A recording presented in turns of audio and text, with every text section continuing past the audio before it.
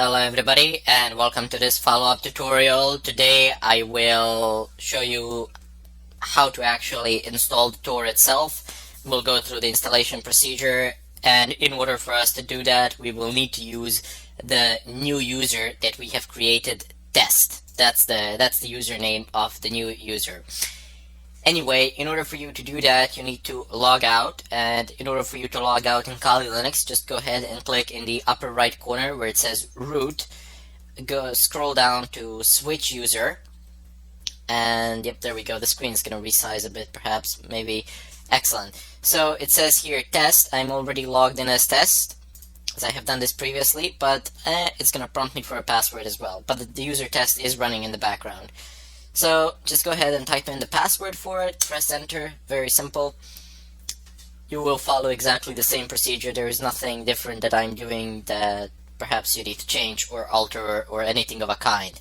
There is a browser icon in the upper left corner. It's blue. It's a nice Weasel browser. Go ahead and press on it. Use your favorite search engine, type in Tor, press enter, and go ahead and open the first site that pops up. It's Tor Project Anonymity Online.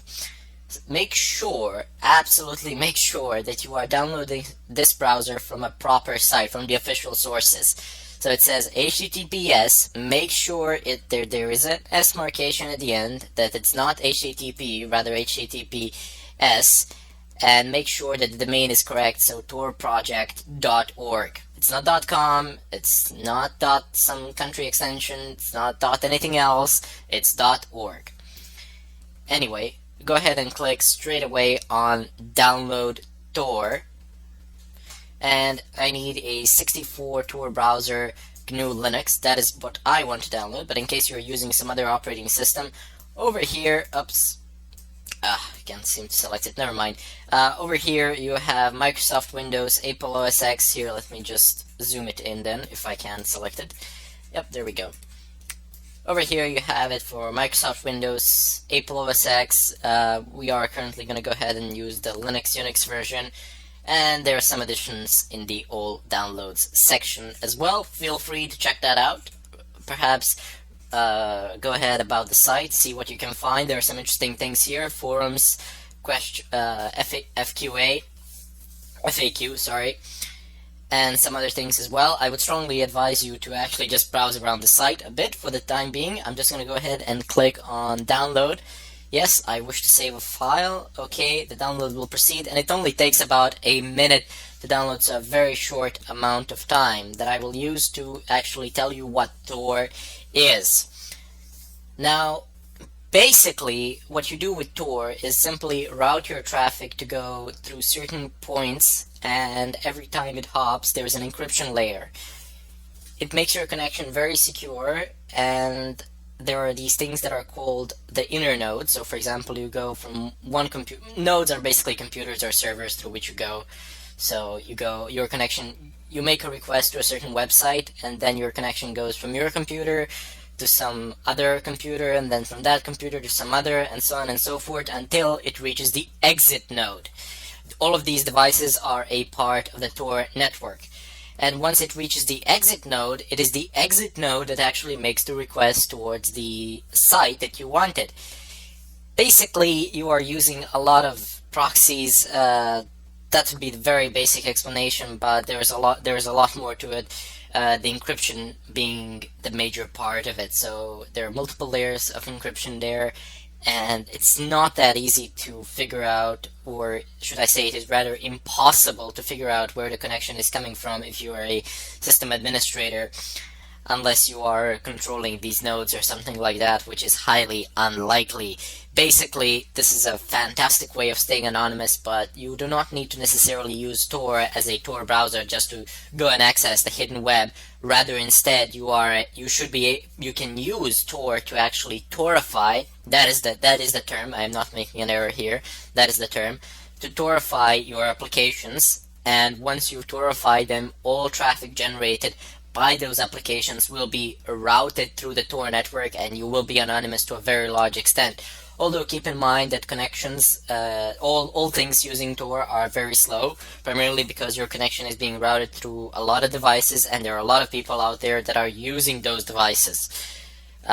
anybody can contribute, really. You can see a bit more on the website and so on and so forth if you have an interest in such things.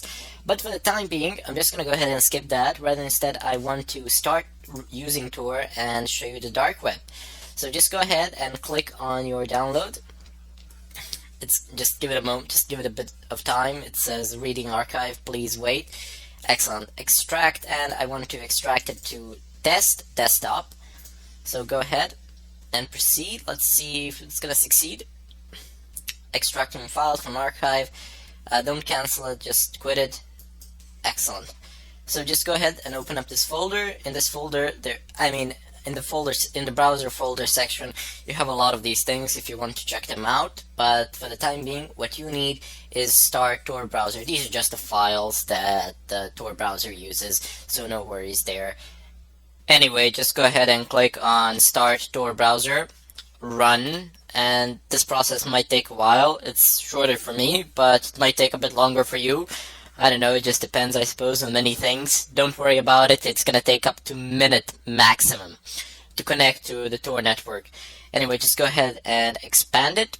Now, you might ask yourselves, well, what is so special about the Tor browser? It looks like a regular browser. Maybe it loads a different website as the default, but that's it. Nothing really special there. However, it gives you an ability to actually access the .onion domains, and here's how we do that. The first thing that I'm going to do is type in Hidden Wiki. Hidden Wiki. It's one of those websites where you have a link to a large amount of other .onion domains, to those of significance anyway, and its URL changes continuously. That is why I am actually searching for it in the video as opposed to just preloading it, primarily to show you how you can find it. It's not really that difficult. You can just type it in to the search engine and it's fairly simple. There are no difficulties there. So just go ahead and open up a couple of these websites. You will get one of them to work for sure. So here we have Onion, and these are .onion domains, a list of them, quite a large list, but I'm not actually interested in those. There it is. Let me just zoom it in. So the Hidden Wiki has been hacked. This is the new URL. Spread it. Don't worry about this. This happens like all the time. So it's just one of those things that you have to learn to live with. I know it's a bit inconvenient to have to search for the URL all the time, but if you want to access the dark web, things are not as stable as they are on the regular web, so that can be problematic to the point of extreme. So it says, welcome to the Hidden Wiki, new Hidden Wiki URL, add it to bookmarks, and spread it. Excellent, so this is where we want to be. Let me just explain where we are. This is a rather large list of links for .onion domains, as I said, and you have a lot of things here. Some of them are illegal, and we will not go into those. Basically, where you have people who are selling PayPal accounts, credit card accounts, credit card numbers, and so on and so forth. That is not those are really not the places where you should go. Perhaps if you want to check out if your PayPal has been hacked or something like that, if it has, you can go onto those websites and search for it to see if it's actually there. And other than that, I really see no other reason why you should visit them. Anyway, so we have some editor specs, if you want to volunteer, something like that, introduction points. We don't really need any of those things. Financial services, so you have a ton of things here. A lot of things concern the anonymity of payment online, so Bitcoin, or you can buy prepaid cards or something like that. So if you buy a prepaid card, I suppose it's okay because, you can get a prepaid card in the Walmart or something like that. They give them out practically. They're gift cards or something like that that you can use for online payment, so you're completely anonymous with those. But never, ever buy a genuine credit card because that's illegal. Unless the person... Actually, there are no cases where it's legal. I thought it might be when the person actually owns it, but no, not really. Anyway, down below you have commercial services. Here you can find all sorts of cheap things. Wouldn't really recommend buying anything from here to be shipped to your address. primarily because you have no guarantee of whatsoever that that is what you have ordered or that you will get the genuine stuff. So you have anonymity and security. There are some things concerning proxies, good proxies, some things concerning the Tor. You might want to check. You might want to check these for out, so that's not a bad idea there. These are all external resources that I'm showing to you now that you can use on the hidden web. That is the primary purpose why I am showing you how to access the hidden web, so you can use a large amount of these external resources during your pen testing exercises. There are lots of useful things here, and I definitely encourage you to go over some of them and to see if you can find something of use to you. What we are today mainly interested in are the forums. So you have forums, broads, chants, and so on and so forth. And there are a lot of things here. So let's just open some of them. Keep in mind that they tend to be down, that the URLs tend to change, and they can be problematic. So let's just try Black Book. Maybe something's gonna be there. Hack forum. Yep, you see there's a problem loading this page. This is not gonna open. This one might. The secret story archive. No, I don't need that. Deep Web Radio. Hack the Planet. Let's see what they got there.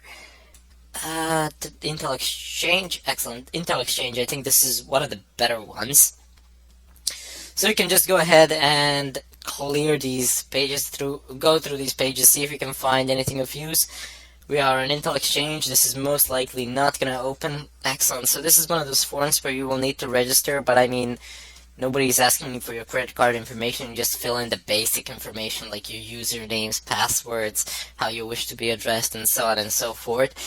And then you have a lot of things here which can come in handy. So you have general discussions. We don't really want that. We have excellent. This is what we're looking for. Software. So hacking, programming, Tor, and everything else about software. Let's see what's there. By the way, whatever code you download from these websites, either run it within virtual environments or do not run it at all. They're just gonna go ahead and say that. Do not run it on your regular machines or on anybody's regular machines, because that's never a good idea. So what do we got here? Best programming language for making an OS. Well, God, we don't really need that. That can be rather complicated. Down below, login.bn, is it safe to download PDFs on Tor? You shouldn't do that. You shouldn't download anything on Tor that you will use on your regular machine. So we have some pretty stupid things here which we will never get to use, but there are some very nice things. I'm just trying to find. Excellent. We have IP address questions. So what can you do with an IP addresses and so on and so forth. I can't open any of these because I'm not registered, but I have been on these forums and they can be quite useful. I don't think I've been on this one in particular, but I have been on forums in the darknet, and you can find some interesting things that people have done, some interesting methods. Usually things tend to come out here first and then they hit the general public or the regular web, whichever way you want to see it. And there we go, we have keyloggers here.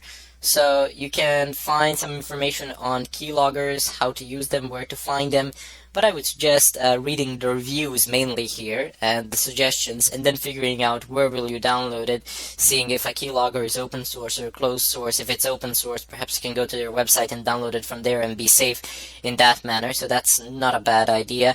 And you have a download of other things. You see hacking tools, SQL injections, operating systems for hacking, rootkits, and so on and so forth. You have a download of information here which I would strongly recommend that you use, that you just go over it, see what people are doing there. Do not do anything illegal. Just go ahead, visit the forums, and see what sort of information can you extract from it. That's all. In any case, I will conclude the tutorial here. I hope you find the dark web to be a useful asset in your pen testing career or your pen testing activities in general. I believe me, it is. You can find a lot of useful things, as I keep restating. And the connections can be rather slow, and it is safe to install a Tor browser on your regular machine so long as you download it from the official site, which is storeproject.org, but it's the protocol under the protocol of HTTPS and not HTTP.